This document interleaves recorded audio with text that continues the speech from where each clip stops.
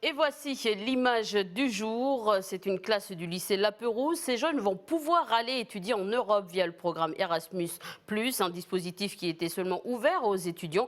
Mais depuis 2014, l'outil est étendu aux stagiaires, aux apprentis et aux élèves de BTS. Nous reviendrons en détail dans ce journal. Voici les titres. La dengue sévit en Calédonie. Elle provoque même des maladies dans les yeux. La direction sanitaire et sociale lance un appel à la population calédonienne. Une occasion pour nous de faire le point ce soir de la dengue dans le monde, mais aussi dans le Pacifique.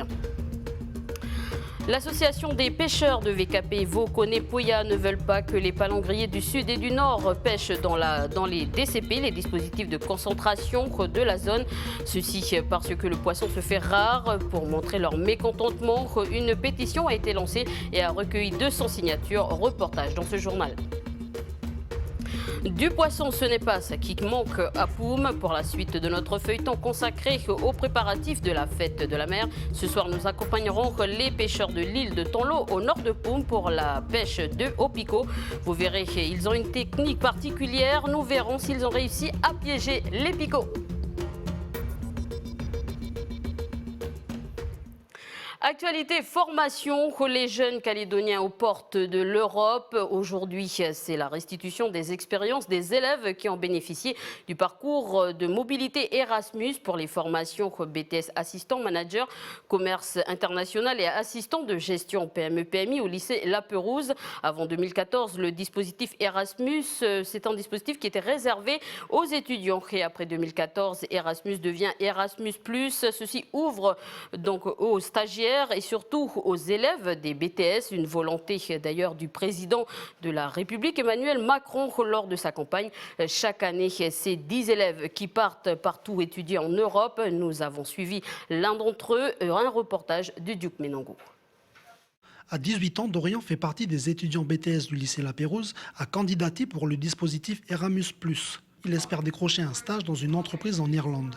Pour moi, ça serait une grande ouverture d'esprit et d'acquérir une maturité que je n'ai pas encore acquérie lors de mes études en Nouvelle-Calédonie et de pouvoir me responsabiliser afin de marcher seul, afin d'affronter de pallier aux futurs obstacles que j'aurai dans la vie professionnelle.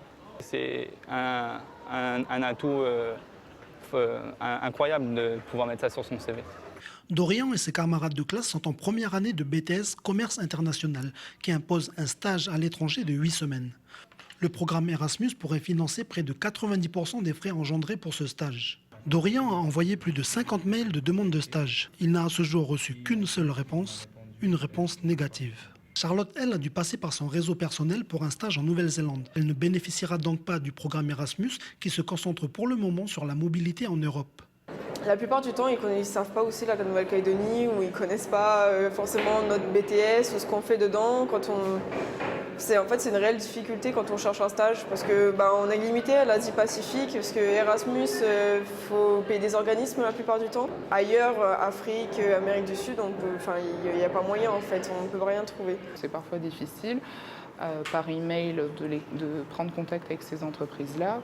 Donc on passe ensuite à l'étape supérieure où l'étudiant appelle directement dans le pays cible l'entreprise et les contacts qu'ils auront eus sur le site internet. Donc c'est ce qui s'est passé ce matin. On a 2 étudiantes qui ont eu un appel, qui n'avaient pas eu de retour de la part d'une entreprise. L'année dernière, la Commission européenne et le gouvernement de la Nouvelle-Calédonie ont permis à une dizaine de BTS d'effectuer leur stage dans des entreprises européennes.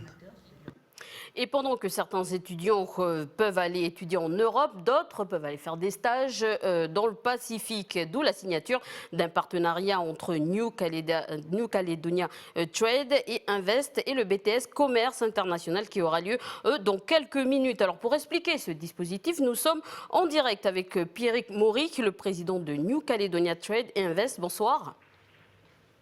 Bonsoir Elise. Alors, depuis 2 ans, vous travaillez avec le lycée La Perouse. Quel est l'enjeu de ce partenariat ? Alors c'est intéressant parce que j'écoutais il y a quelques instants le reportage et on a pu constater que les étudiants avaient les mêmes difficultés que les entreprises. C'était d'être connus et reconnus à l'international et donc il est extrêmement essentiel pour le cluster de pouvoir signer une convention avec les BTS Commerce International pour pouvoir effectivement œuvrer ensemble de manière économique, à la fois en local et à la fois bien entendu à l'extérieur. Alors, vous venez juste d'évoquer les difficultés. Comment allez-vous accompagner ces jeunes-là? Alors effectivement, il y a deux possibilités. La première, c'est qu'on se doit d'avoir une proximité avec nos étudiants, donc de pouvoir les intégrer directement au sein du cluster, le temps de leur période scolaire pour qu'ils puissent se faire une première expérience. Et bien entendu, grâce à notre réseau, nous pourrons les orienter à la fois vers des partenaires à l'international, à la fois les chambres consulaires, par exemple en Australie, en Papouasie-Nouvelle-Guinée, ou bien au travers d'adhérents qui sont eux-mêmes basés à l'extérieur, comme au Vanuatu, Fidji, Papouasie-Nouvelle-Guinée aussi. Alors, est-ce qu'il faut des profils particuliers? Une bonne volonté. Déjà, c'est primordial, puisqu'on passe d'un marché de 300 000 habitants à quasiment plus de 6 milliards, même si dans la région, le dernier calcul qu'on a fait, on est à peu près 250 millions d'habitants. Donc la première qualité, c'est l'ouverture et avoir un état d'esprit au dialogue envers des différents interlocuteurs, différentes cultures aussi, avant même de connaître les bases du commerce et de l'économie. C'est important de vouloir s'ouvrir vers le monde et découvrir de nouveaux horizons. Alors, Il faut être curieux. D'accord, dernière question. Combien d'élèves pour ce dispositif cette année? Alors, la promotion, la première année, c'est une promotion là, de 26 élèves, sachant que l'année dernière, la deuxième année, cette fois-ci, ils sont 16. Ils ont pu participer à des salons et à des foires. Et la promotion de 26, c'est leur premier pas, on va dire, dans le monde de l'entreprise, puisqu'ils viennent de terminer leur premier trimestre. Donc, on va pouvoir les accompagner tout au long de l'année, ces 26 jeunes nouveaux. Monsieur Maury, merci d'avoir accepté de répondre à nos questions. Et donc la convention va être signée dans quelques minutes. Sujet santé, la dengue a fait 8 victimes et compte 3518 cas depuis le début de l'année. Une gravité inhabituelle selon la direction des affaires sanitaires et sociales. Avec le CHT, l'Institut Pasteur, la DASNC a entrepris une étude sur les cas compliqués. Parmi eux, de nombreuses atteintes oculaires ont été observées et la direction des affaires sanitaires et sociales lance un appel aux Calédoniens. Alors pour ceux qui sont concernés, vous pouvez joindre la DASNC pour se faire connaître. Mais nous avons voulu savoir ce soir quelle est la situation de la dengue dans le monde. Océane Zobler, bonsoir. Bonsoir Élise. Alors, vous faites le point de la dengue, de la situation de la dengue dans le monde. Quelle est la situation? Une situation qu'il ne faut pas ignorer. Oui, exactement. D'après le Centre de vaccination international cette année, les cas de dengue dans le monde sont nombreux. Les premiers pays touchés sont l'Amérique et les Caraïbes avec 140 000 cas rapportés aujourd'hui, dont la moitié au Brésil et la majorité des autres cas au Pérou, Nicaragua, Colombie ou encore le Mexique. Plus à l'est, en Asie, c'est la Malaisie qui est le pays le plus touché avec 26 000 cas de dengue et le Sri Lanka juste après, avec 22 000 cas. À plus faible niveau, on trouve aussi le Vietnam, la Thaïlande ou encore le Laos et le Cambodge. Au Moyen-Orient, cette fois-ci, les cas sont moins nombreux, mais on compte quand même 500 cas signalés en Arabie Saoudite. Enfin, chez nous, dans l'océan Pacifique, de nombreux cas de dengue sont recensés, notamment en Australie avec 333 cas. Les îles telles que la Polynésie française et la Nouvelle-Calédonie sont aussi touchées. Pour la Nouvelle-Calédonie, les chiffres sont nombreux puisqu'on compte 3518 cas déclarés depuis le début de l'année. Et rappelons aussi que les 3 dernières épidémies, dont la dernière remonte à 1998, ont tué déjà 28 Calédoniens. Voilà, Élise. Merci Océane Zobler d'avoir fait la situation de la dengue dans le monde et dans le Pacifique. En bref, le wharf et la plage du Vallon d'Or est toujours interdit d'accès depuis la semaine dernière. Aujourd'hui, 4 plongeurs, dont un plongeur, des mineurs ont été sur place aujourd'hui pour délimiter les zones à risque, là où se trouvent les munitions. On peut rappeler que la semaine dernière, les services de la sécurité civile ont explosé des obus trouvés sur place. Parlons pêche, il y a il n'y a plus autant de poissons dans le lagon près des CDP. Des dispositifs de concentration de poissons et des palangriers du nord et du sud ont été autorisés à pêcher dans ces endroits, là plus précisément dans les CDP de la zone de la CDP, pardon, DCP de la zone Vaux-Koné-Poya. Les pêcheurs, l'association des plaisanciers et pêcheurs de VKP, pour montrer leur mécontentement, l'association a lancé une pétition qui a recueilli 200 signatures. Alors quelles sont les conséquences Pour en savoir plus, Océane Zobler.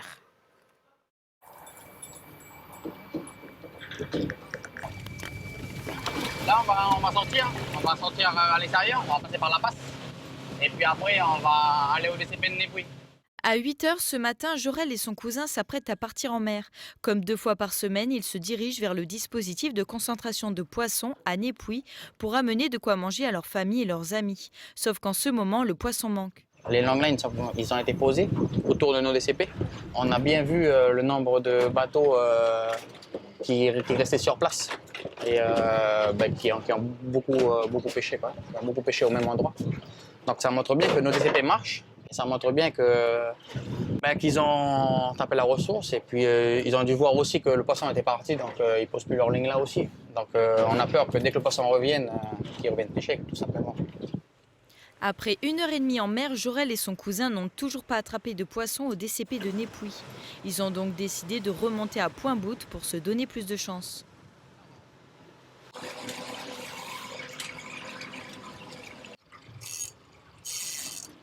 Lâche la canne.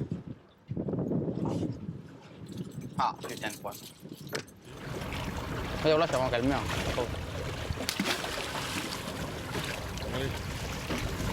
C'est pas la bonne pêche. Non, c'est pas la bonne espèce de poisson. Il y a Jonathan qui est là depuis ce matin, il a rien fait. Ah ouais, lui aussi, il a rien fait. Il a rien fait. Mais lui, il est là depuis 5 heures. Donc nous, on arrive un peu tard. Et lui, il a rien fait déjà à 5 heures. C'est pas sûr qu'on va attraper quelque chose.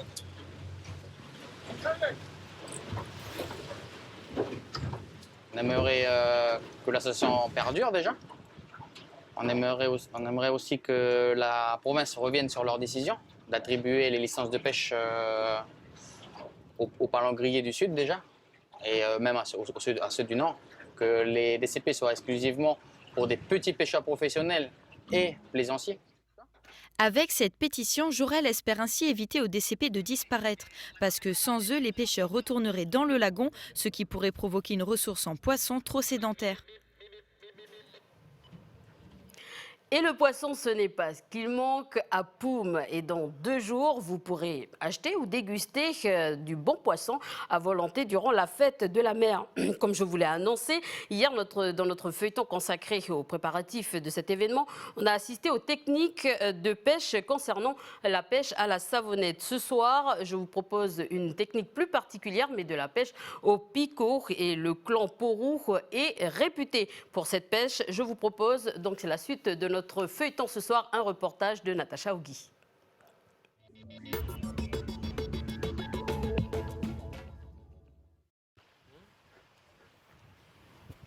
Qui va partir de là, là.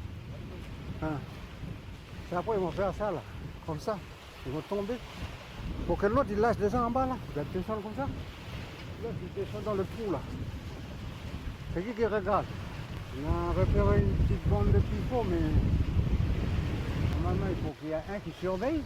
Il faut qu'il y ait un qui a toujours l'œil sur le bande de picots pour qu'on puisse bien les cerner. Mais là, c'est les endroits habituels des picots. Les endroits où ils viennent à marée haute, ils s'entassent sur les cailloux, une bande de cailloux ou dans des herbiers. Tu viens, là, il faut que tu restes, il ne faut pas que tu bouges. Il faut rester immobile et puis tu regardes. Quand tu le vois, il faut vite. Oui. Zézé, coupe dedans. Viens dedans. Là, j'achète dedans.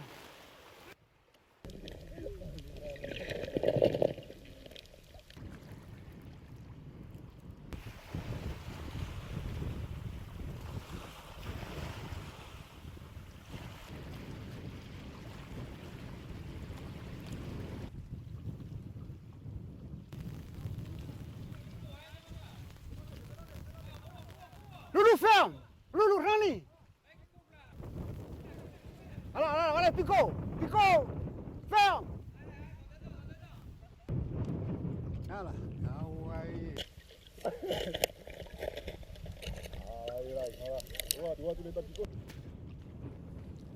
Là, on les a repérés, c'est par rapport aux bandes de mulets jaunes, t'as vu?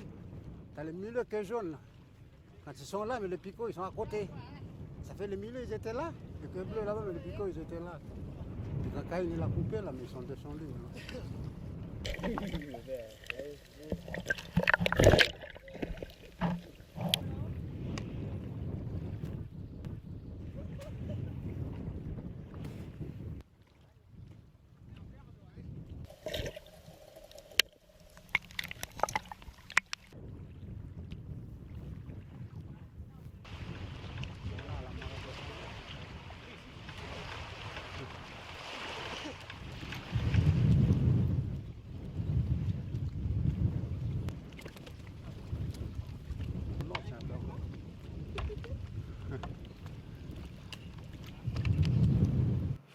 Voilà, fin de cette édition. Merci de nous avoir suivis. À suivre l'émission Bienvenue dans la bande avec Jamie reçoit Harold Martin, candidat dans la 2e circonscription. À suivre après ce journal. C'est la fin. Bonne soirée à tous sur Calédonia.